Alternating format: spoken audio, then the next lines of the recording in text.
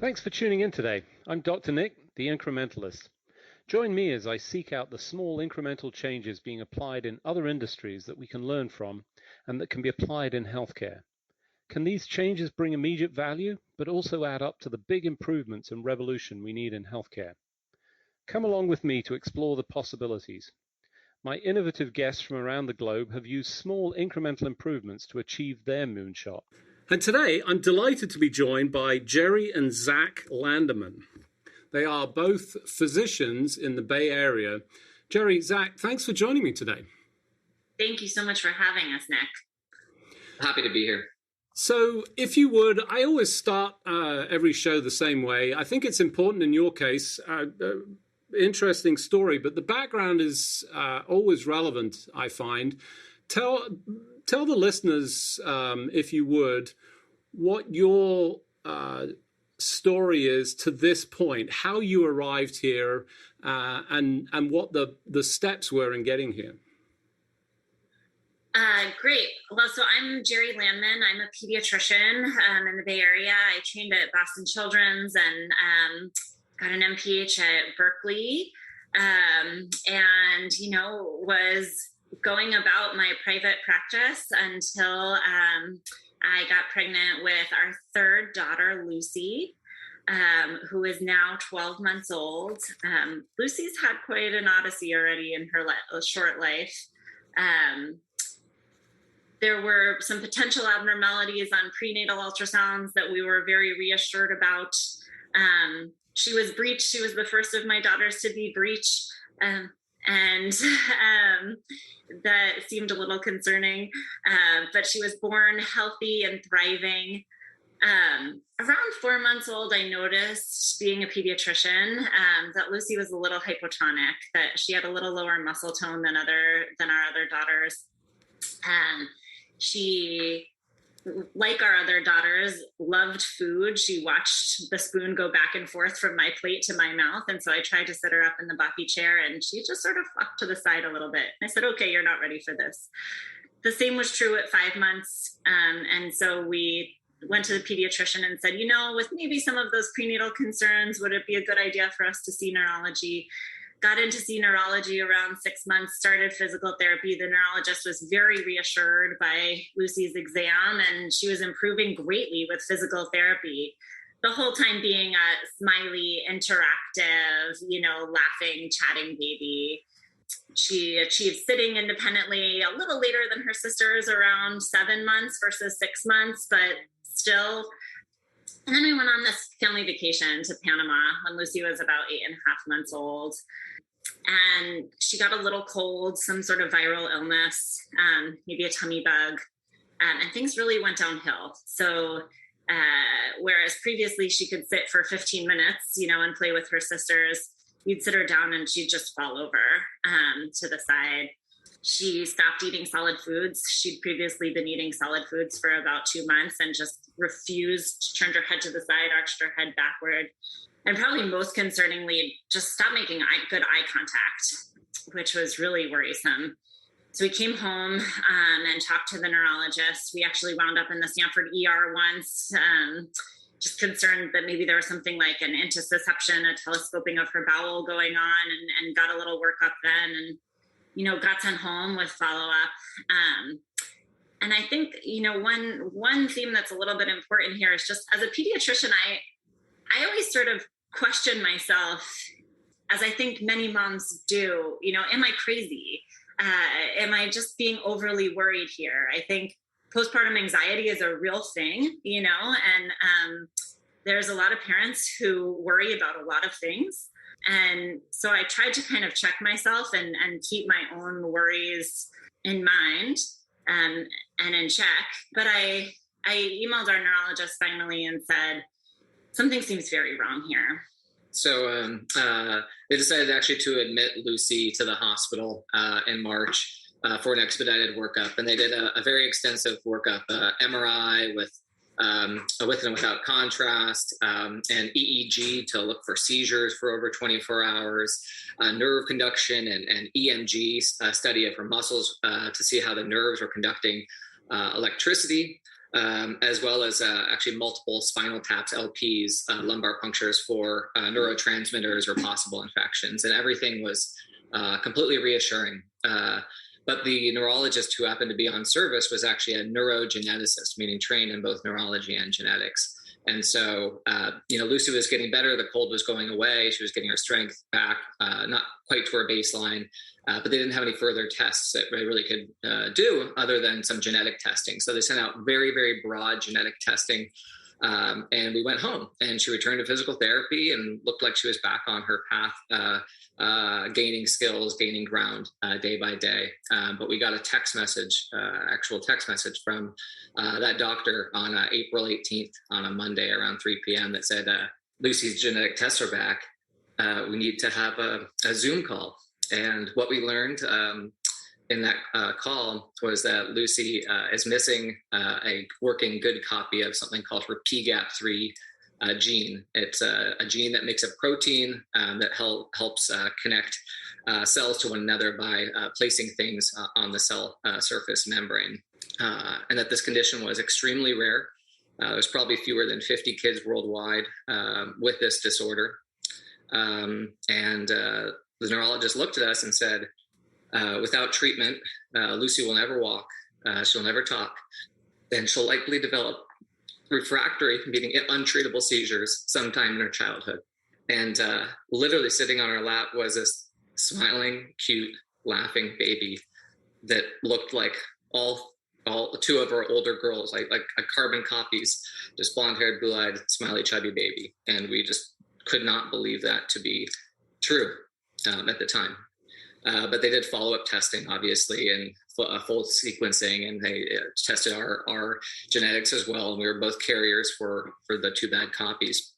And what we learned is that because it was so rare, there was no research on PGAP3 treatments or even things in development, no clinical trials. And through our connections, Geri and I both trained at UCSF, Harvard, and myself at Stanford, we're able to connect to literally every leading research scientist in the world. And nobody had something that they could offer as a potential drug or medicine or therapy. But we did understand the science. We did understand what was the problem. And we did understand that there's a way to boost this protein, just the current studies weren't being done. So first of all, thank you for sharing what is clearly a very difficult personal story. Obviously, huge impact for two physicians who deeply understand the background, the impact of all of the words, the terminology, and what that means for Lucy. I really appreciate that. I think everybody really appreciates how you've come to this point and are trying to do something great out of what is a very challenging circumstance. So if you would help people understand just a little bit of the details. So, I mean, you talked about the genetic defect. So this is a single genetic defect. And to be clear, discovered almost by chance because of the individual that happened to be there who would have progressed to that where others absolutely typically would not. So, fortune in that particular instance. Tell us, if you can, what that means and what not just the clinical outcome, but what can we do about it? Yeah. First of all, I mean, as a pediatrician, I have, like I said, I trained at Boston Children's. I was a hospitalist at UCSF for 6 years. I had never even heard of this class of disorders, no less this individual gene. And this individual gene was first described to cause human pathology in like 2014.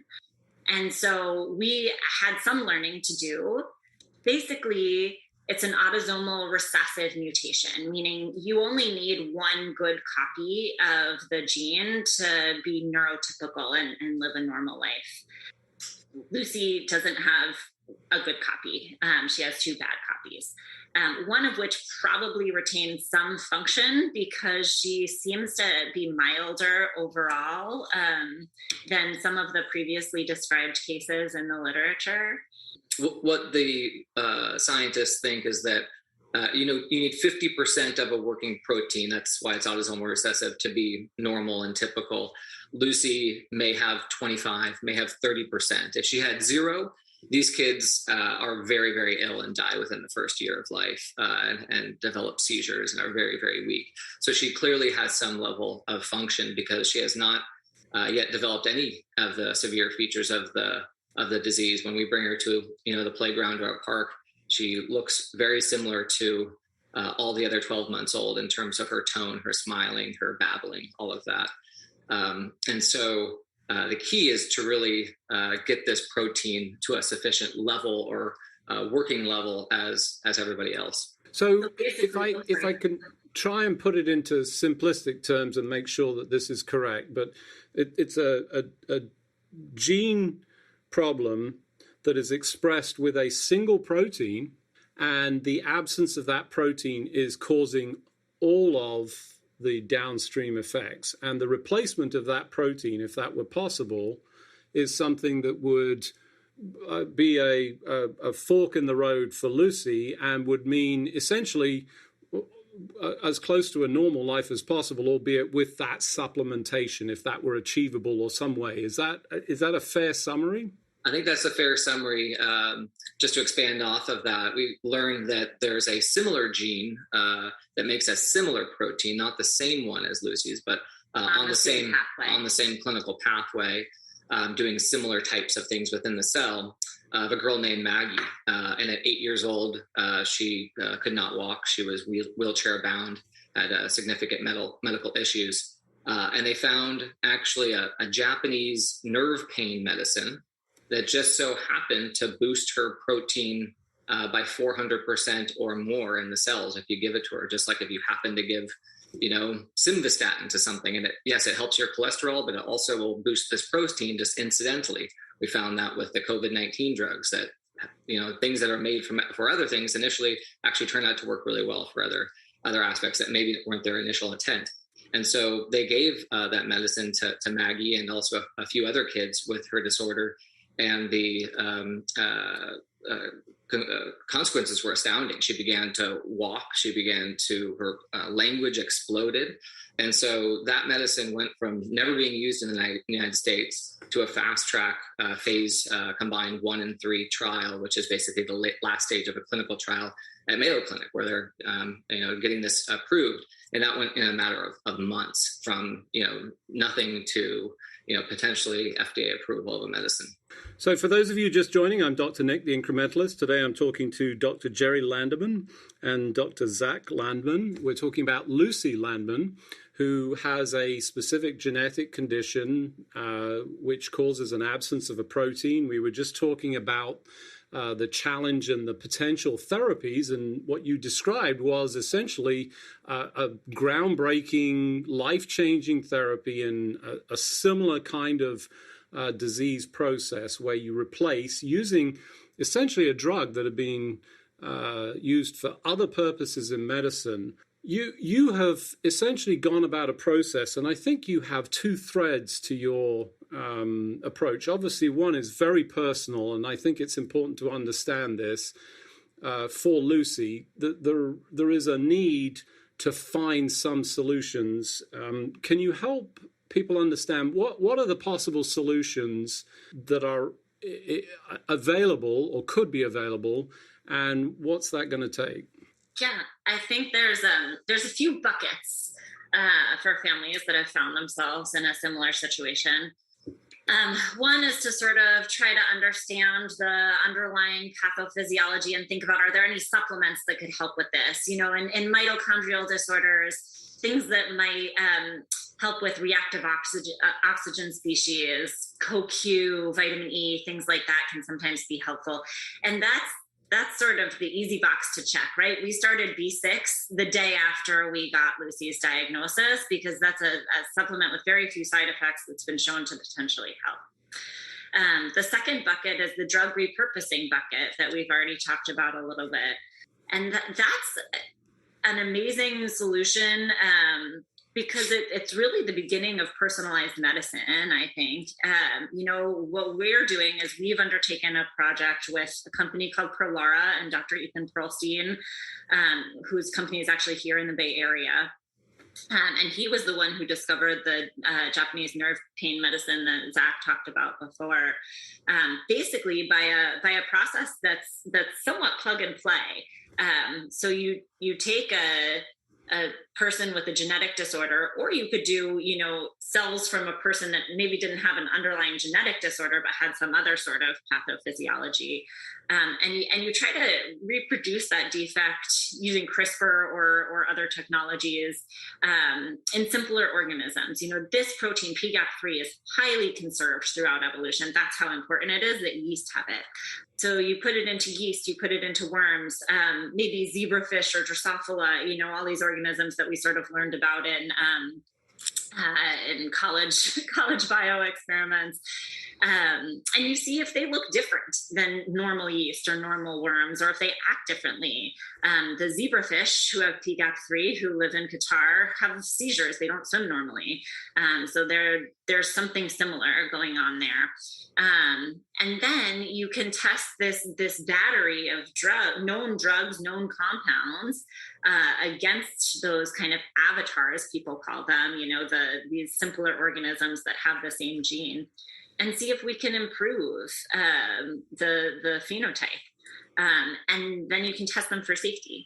Yeah, and it's kind of cool that we're in this position where we have truly Lucy yeast. So we put, Lucy's gene into a yeast, and we have a Lucy worm, and they're basically called avatars, or they're meant to replicate Lucy's problem in other simpler to study species. And then you can, like Geri said, test it, all those medicines, those 5,000 compounds or even more, to see which ones make Lucy yeast look like normal yeast again, which ones make Lucy worms look and act like normal worms. And you get a few hits from that. They're called, hits, that you get maybe 3 or 4 different medicines. They can be as simple as like Pepsid AC over the counter, or they could be something as methotrexate, a cancer medicine. So you kind of hope you get one that's safe and easy to take. And then you take Lucy's own cells, called her fibroblasts, which are kind of like pseudo stem cells, and you test them on Lucy's actually own cells. And do those, Lucy neurons start looking and acting like normal Lucy neurons? And then once you get ones that kind of hit all 3, you feel pretty comfortable that, this medicine works in yeast, works in worms, and works in Lucy's cells. So that's what we're doing today. And you don't need a big academic center or a giant lab to do it. You can get pop-up lab space in San Francisco. That's what we're doing, of a rent a bench space, or you get a place in Oregon, or you talk to a scientist in New Zealand that can do this technology, and they can do it. And the cost is in tens of thousands of dollars. That, we're not millionaires or billionaires. And so for $150,000 or $200,000, you could potentially identify, a cure for your child or your family member. Yeah, that's the first bucket. That's the second bucket. Yeah. And I think there's 2 advantages to this bucket. One is speed, right? So it's really important. I think Lucy, one thing I know as a pediatrician is that there's critical periods for things. And sure, there's neuroplasticity, meaning like the brain can kind of heal after an injury. But Lucy should be acquiring language right now. She should be learning to walk right now. And if we can give her something during those critical periods that helps boost her protein so that she's able to acquire those skills at a more natural time period, I think her outcomes will be so much better. And really, the sky's the limit. So speed, and then, accessibility. Not that $200,000 is accessible to everyone in the world by any means, but I think, here in the Bay Area, the average middle-class family could sort of do this kind of personalized medicine. And that third bucket is gene therapy. And that's probably the wave of the future for disorders like this. Missing a single protein, give that gene back that makes that protein, and you cure the baby. And they've done this with other disorders that are amazing to me as a pediatrician. So spinal muscular atrophy is one prime example, right? This is a disorder where if you had SMA1, you used to die within the first year of life because your respiratory muscles got paralyzed. In 2017, there was the first trial of gene therapy for SMA, that those kids are walking now, which, I mean, that brings tears to my eyes as a pediatrician, to think about that. It's still new technology. It's really, I mean, we all know that in science, as processes become more automated, they get cheaper. And I think if Lucy were born 10 to 20 years from now, that would be the easy answer. But Lucy doesn't have that kind of time right now. And so what we've done to sort of fill that bucket is we've started our foundation called Moonshots for Unicorns. A moonshot being, you know, a Hail Mary pass, right? A shoot for the moon, land among the stars kind of effort. And Lucy's always been our unicorn since she was born. You know, she was different from the start. And I think that's true for a lot of kids with single gene disorders, that, you know, gene therapy is the wave of the future, but getting that process to be a little bit more plug and play will make it way more accessible to everyone, because it's at least 10x the cost of the drug repurposing bucket. So for the purposes of, you know, crystallizing this, whilst this sounds like it's, you know, it doesn't sound like it is rare in this particular instance. This concept, you know, the three concepts that you describe are essential for the future of all of medicine from a personalized standpoint. We're moving towards this. You know, what helps Lucy helps many, many others, albeit with different. So we have to find new processes, new tools, new techniques. And in the genetic bucket, which is obviously a higher cost at this point, but, you know, we've seen the progress and the potential. You obviously have a compelling issue. You've started a GoFundMe, but this is not just about Lucy. And I think it's important for everybody to understand that this is broader than that. Tell people what they can do and how they can help, and what the sort of steps are.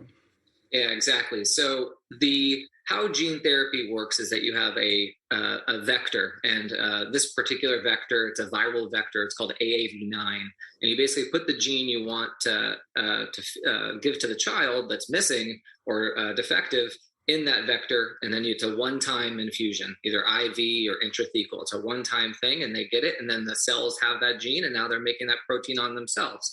And so with SMA, the one that Geri talked about, you put the SMA gene. They did it a couple other different times with different genes.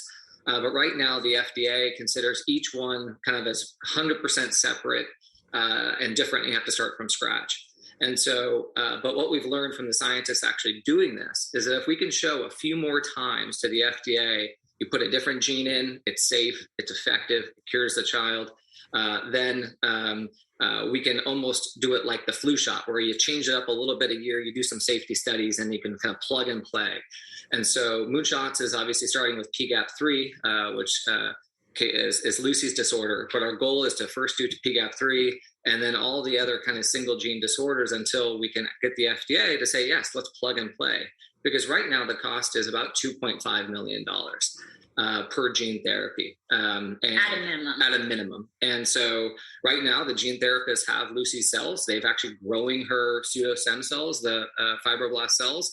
And we're in a race against time with Moonshots for Unicorns to raise that $2.5 million to approve this gene therapy. And then we're not going to stop there. We're going to go to next gene down the line until the FDA says, okay, AAV9 is a safe viral vector for gene therapy. Let's plug and play it. Because that would be, you know, it cut the cost by 90% or more, and the time by that much, because it takes 2 to 3 years now, 18 months at a minimum, and the actual process could actually be 6 months, 4 to 6 months, if we didn't have to start from scratch every time. So those who want to help, if they could go to moonshotsforunicorns.org, that's a 501c3 nonprofit scientific organization. You can learn about where we're starting, what the story is, and how we're on a mission to make gene therapy accessible and affordable for all, because individually, each single gene disorder is extremely rare. There's 50 kids in the world with PGAP3, but cumulatively, They account for up to 1% of disorders, and that's hundreds of thousands of people suffering around the world that truly have a solution. It's just a logistics problem at this point in time. So solving the logistical problem for the gene therapy, there's also the testing of other substances. And, for the clarity, fluoxetine was one of the discoveries in COVID-19. It's an antidepressant, proved to be actually useful. That process of testing, a little bit more or less costly, but that's also something that you're doing. You have a GoFundMe page for that. Obviously, there is, urgency in this domain. Unfortunately, we've run out of time, but for those of you listening, there'll be links to those pages. If you can go to those pages, help out. They're always looking for support. And obviously, moonshotsforunicorns.org is the webpage. Zach, Geri, thank you for joining me today. Thank you so much for having us. It's been a pleasure to be on. And I just wanted to offer too that, if anyone wants more information about this, we do have an email address available on the website, info@moonshotsforunicorns.org. We love talking to scientists, to researchers, to anyone who just wants to learn more about single gene disorders. People have jumped in to help us from all aspects of our lives in this. And if we can be helpful to anyone, we certainly want to give back in that realm as well. But we're open to connections, funding, words of support. Everything helps. Thank you so much. Thanks for joining me today. Do you have any better ideas, or have you found a small incremental change that's brought about a big improvement in your world? Let's continue the conversation on our hashtag, The Incrementalist, or share with me at DrNick1 on Twitter. You can find more information about the show on our program page at healthcarenowradio.com. And tune in next time to hear my discussions with leaders and innovators from around the globe who've revolutionized their space by using small incremental improvements to achieve their moonshot. I'm Dr. Nick, the Incrementalist, and I'm starting a revolution through evolution.